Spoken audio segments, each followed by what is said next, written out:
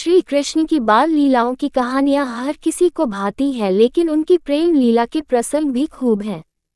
जब भी किसी प्रेम कहानी की बात होती है तो सबसे पहले राधा कृष्ण का ही नाम आता है। राधा और कृष्ण का प्रेम दिव्य, निस्वार्थ और आत्मिक था। राधा कृष्ण के प्रेम के संबंध कई पौराणिक कहानियां हैं। तो आइए जानते हैं राधा कृष्ण की कुछ अनसुनी प्रेम कहानी के बारे में। पौराणिक कथाओं के अनुसार उम्र में राधा श्री कृष्ण से लगभग 5 साल बड़ी थी।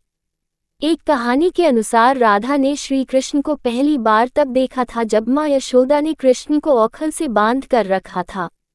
कहा जाता है कि कृष्ण को पहली बार देखते ही राधा बेसुध सी हो गई थी। कृष्ण को देखते ही राधा को उनसे प्रेम हो गया था। राधा को ऐसा आभास हुआ जैसे कि कृष्ण के साथ उनका कोई पूर्व जन्म का रिश्ता हो। वहीं कुछ विद्वानों के अनुसार राधा ने पहली बार श्री कृष्ण को तब देखा था जब वो अपने पिता के साथ गोकुल आई थी।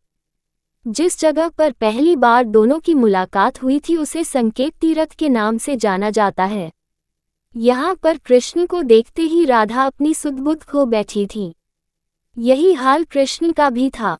वो भी राधा को देखकर बावरे हो गए थे। दोनों को पहली नज़र में ही प्रेम हो गया था। कहा जाता है कि श्री कृष्ण को 2 चीजें सबसे ज्यादा प्रिय थी, एक बांसुरी और दूसरी राधा रानी।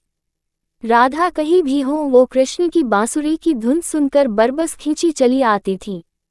जब कृष्ण राधा को छोड़कर मथुरा जाने लगे थे तो उन्होंने अपनी सबसे प्रिय मुरली राधा को भेंट में दी थी। राधा ने भी इस मुरली को कई वर्षों तक संभाल कर रखा था। जब भी उन्हें श्री कृष्ण की याद आती तो वह इस मुरली को बजाकर अपना दिल बहला लेती थी।